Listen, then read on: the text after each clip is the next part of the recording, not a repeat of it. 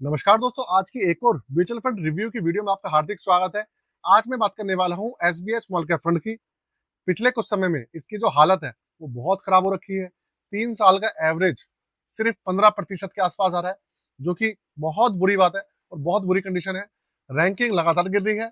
पहले 4 स्टार पे हुआ करता था एक जमाने में, फिर 3 स्टार पे था बहुत समय से, लेकिन अब ये 2 स्टार पे आ गया है। इसके अंदर किसी सुधार की उम्मीद है या नहीं है, या फिर एएमसी ने सुधार कर दिया है, वो हम जानेंगे इस वीडियो के अंदर। क्योंकि मैंने बहुत समय से इसका रिव्यू नहीं किया है, तो हो सकता है एएमसी ने इसके अंदर कुछ मेजर चेंजेस किए हो। उसका इम्पैक्ट हमारे को पिछले 2-3 महीने का हम डाटा चेक करेंगे तो पता लग जाने वाला है। तो वीडियो आपके लिए बहुत ज्यादा इंपॉर्टेंट है। अगर आपके पास ये फंड है तो भी, और नहीं है तो भी, कोई ना कोई सा स्मॉल कैप फंड तो आपके पास होगा ही ना, तो ये वीडियो वहां भी काम करेगी। तो चलिए दोस्तों, शुरू करते हैं। कंप्यूटर पे चलने से पहले चैनल को सब्सक्राइब करके वीडियो को लाइक जरूर कर दीजिए। कंप्यूटर स्क्रीन आपके सामने चालू हो चुकी है। फंड का नाम आपके सामने है, एसबीआई स्मॉल कैप फंड। ये जो डेटा आपके सामने है, ये डायरेक्ट प्लान का डेटा मैं प्रेजेंट कर रहा हूँ। रेगुलर प्लान अगर किसी भाई बंधु के पास है तो वो टेंशन मत लीजिएगा, उसका भी भैया सेम ही प्लान है, फर्क नहीं है कुछ। स्कीम एक ही है, फर्क है एक्सपेंस रेशियो का, फर्क है रेगुलर और डायरेक्ट प्लान का, बस। रेगुलर प्लान में थोड़े से एक्सपेंस रेशियो ज्यादा है, डायरेक्ट प्लान के अंदर एक्सपेंस रेशियो थोड़े से कम है। कंडीशन दोनों की सेम है, ईयूएम दोनों का सेम है, फंड मैनेजर दोनों का सेम है, दोनों में कुछ फर्क नहीं है। रैंकिंग से स्टार्ट करते हैं। रैंकिंग 3 स्टार से घटकर हो गई है 2 स्टार पे। काफी समय से 2 स्टार पे ही चल रही है। रिस्क मीटर इसका है वेरी हाई, और 3 साल का एवरेज आपके सामने है 15.04%, जो कि एक स्मॉल कैप फंड से उम्मीद करना बिल्कुल भी नहीं, खासकर एसबीआई से। देखिए, इंडिया के अंदर एसबीआई का नाम जो है ना, भरोसे से जोड़ा जाता है। अगर एसबीआई की कोई भी स्कीम, कोई भी प्रोडक्ट लॉन्च होता है ना, तो लोग लाइन लगा देते हैं उसके पीछे। लेकिन यहाँ पर थोड़ी सी प्रॉब्लम चल रही है। अब बात करते हैं इसके एनएवी की। एनएवी है इसका 194 रुपए 56 पैसे। तकरीबन आप मान सकते हैं कि भाई 195 रुपए के आसपास इसका एनएवी चल रहा है। ये पोर्टफोलियो आपके सामने है। 10 साल का आप एवरेज देखिए इसका, 19.05% अपने बेंचमार्क को बीट कर रहा है। यहाँ पर कंडीशन बिल्कुल ओके है। 7 साल में 19.78% का एवरेज है, बेंचमार्क को बीट कर रहा है, बिल्कुल ओके कंडीशन है। 5 साल में बेंचमार्क को बीट नहीं कर पा रहा है, 16% का एवरेज है, बेंचमार्क को बीट नहीं कर पा रहा है। 3 साल में 15% का एवरेज है, 20% का बेंचमार्क रिटर्न दे रहा है, बेंचमार्क को बीट नहीं कर पा रहा है। अब आपके दिमाग में क्वेश्चन आ रहा होगा कि आज से 1 साल पहले तो ये 3 साल 5 साल में अपने बेंचमार्क को बीट कर रहा था, लेकिन अब क्यों नहीं कर पा रहा? रीजन क्या है? आप वीडियो में बने रहें, उसके पीछे क्या गणित है वो भी मैं आपको समझाऊंगा। 1 साल के अंदर रिटर्न इसका 5.93% है, जो कि देखा जाए तो ठीक ठाक है। 9% का एवरेज बेंचमार्क ने दिया है, बेंचमार्क से कम है। उसके अलावा 6 महीने में करीबन 3% नेगेटिव है। चलिए कोई बात नहीं। 3 महीने में 4.77% ये पॉजिटिव है, और 1 महीने में करीबन 12% ये पॉजिटिव रिटर्न दे रहा है। तो देखिए, अभी के समय में जो बेंचमार्क है वो 15.5% का एवरेज दे रहा है, और ये 12% का एवरेज दे रहा है। अगर आपको नहीं पता तो बता देता हूँ। पिछले 1 से 1.5 महीने के अंदर स्मॉल कैप फंड्स के अंदर, स्मॉल कैप स्टॉक्स के अंदर बहुत तेजी देखी गई है, तूफानी तेजी देखी गई है। कुछ फंड ऐसे हैं जो कि 17% का एवरेज भी निकाल कर दे रहे हैं 1 महीने के अंदर। कौन सा फंड है आप वीडियो देख लीजिएगा, आपको मेरे चैनल पे स्मॉल कैप्स की आपको पता लग जाएगा। तो उस तरीके से देखा जाए तो रिटर्न थोड़े से लो है, लेकिन चलिए फिर भी रिटर्न तो निकल कर आ रहे हैं ना। अब मैं आपको बता दूं कि जैसे ही स्मॉल कैप स्टॉक का चलना शुरू हुआ है, तो ये जो एवरेज है 1 साल का, 3 साल का और 5 साल का, ये एवरेज ठीक हो जाएगा, बस। क्योंकि ये सारी जो कहानी है, जो 3 साल का और 5 साल का एवरेज बिगड़ा हुआ है, वो इसलिए बिगड़ा हुआ है क्योंकि पिछले कुछ समय से ये नेगेटिव चल रहा है बहुत ज्यादा। तो अगर आप सारी एवरेजिंग देखेंगे तो वो बिगड़ चुकी है।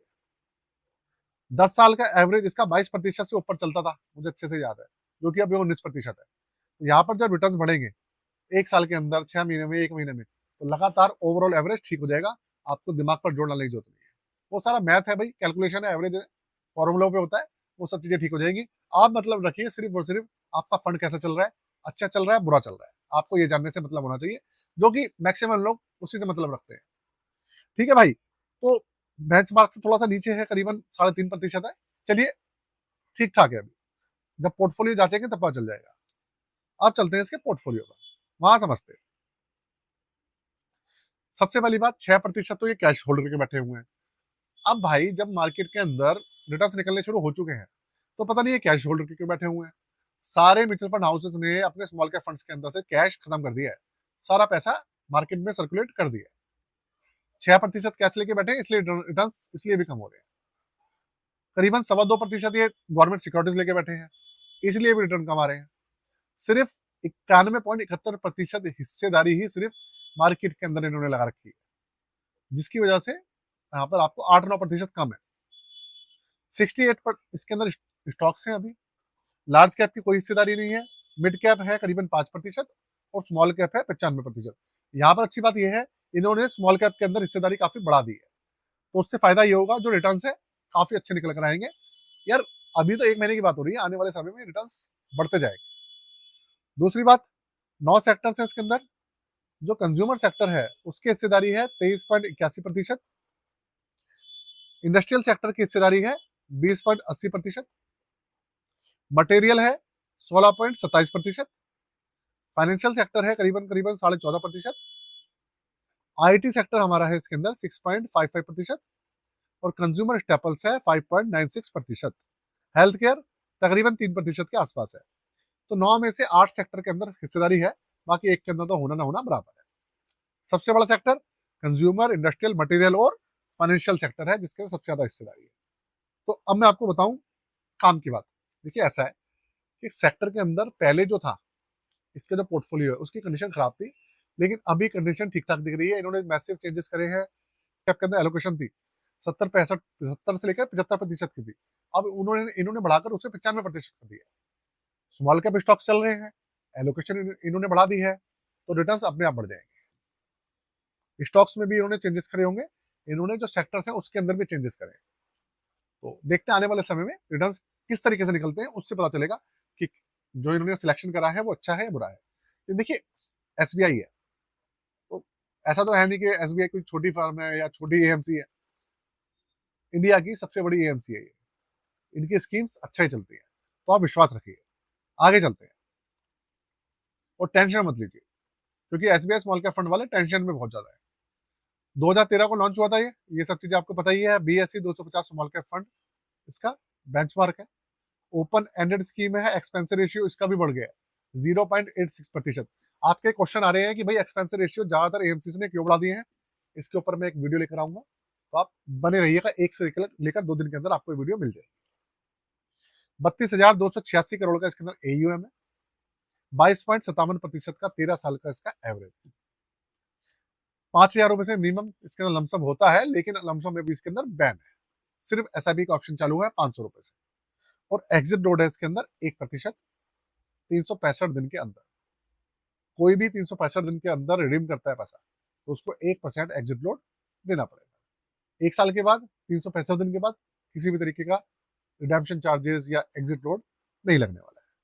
लॉक इन पीरियड नहीं है दोस्तों। अच्छा, ये सब चीजें आपने पोर्टफोलियो सर्विसेज के बारे में।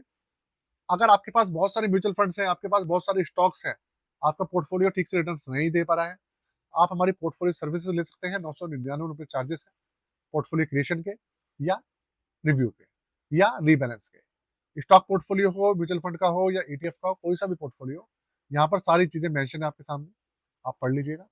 व्हाट्सएप नंबर यहाँ मेंशन है और डिस्क्रिप्शन के अंदर और डिटेल्स है, जाकर आप चेकआउट कर सकते हैं। जाते जाते चैनल को सब्सक्राइब जरूर कर दीजिएगा दोस्तों, उससे पता चलता है कि भैया आपको कंटेंट पसंद आ रहा है। कोई फीडबैक देना चाहें, कुछ और पूछना चाहें तो कमेंट करके मुझसे पूछ सकते हैं। आज के लिए जय हिंद।